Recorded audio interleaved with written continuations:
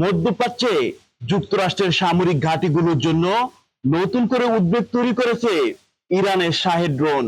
পশ্চিমা গোয়েন্দাদের দাবি, রাশিয়া ইউক্রেন যুদ্ধের অভিজ্ঞতাকে কাজে লাগিয়ে শাহেদ 136 ড্রোনকে আরো উন্নত করেছে এবং সেই প্রযুক্তি আবারও ইরানের কাছে ফিরিয়ে দিয়েছে। ফলে যুক্তরাষ্ট্র ও উপসাগরীয় দেশগুলোর ইলেকট্রনিক জ্যামিং ব্যবস্থার কার্যকারিতা অনেকটাই কমে যেতে পারে। পশ্চিমা সূত্রগুলোর মতে 2022 সালে ইরান যে শাহেদ ড্রোন প্রযুক্তি রাশিয়াকে দিয়েছিল, ইউক্রেন যুদ্ধে হাজার হাজার হামলার অভিজ্ঞতার ভিত্তিতে রাশিয়া সেটিকে আরো উন্নত করে। পরে সেই উন্নত প্রযুক্তি আবার তেহরানের হাতে পৌঁছেছে। ব্রিটিশ প্রতিরক্ষা মন্ত্রী জন হিলি এই সহযোগিতাকে রাশিয়া ইরানের আগ্রাসনের অক্ষ বলে উল্লেখ করেছেন।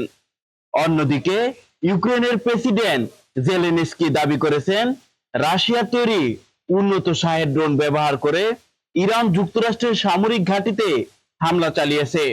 তবে ক্রেমলিন এসব অভিযোগ সম্পূর্ণ অস্বীকার করেছে। রাশিয়ার মুখপাত্র দিমাত্রি পেসকভ এসব প্রতিবেদনকে ভুয়া খবর বলে দাবি করেছেন। এছাড়া পশ্চিমা কর্মকর্তাদের দাবি, রাশিয়ার সামরিক স্যাটেলাইট থেকে ইরান তথ্য সহায়তা পাচ্ছে, যা যুক্তরাষ্ট্রের ঘাঁটি, যুদ্ধজাহাজ, রাডারের অবস্থান শনাক্ত করতে সহায়ক হতে পারে।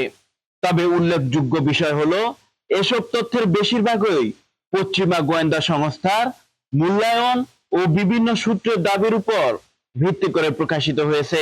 তবে রাশিয়া এসব অভিযোগ অস্বীকার করেছে।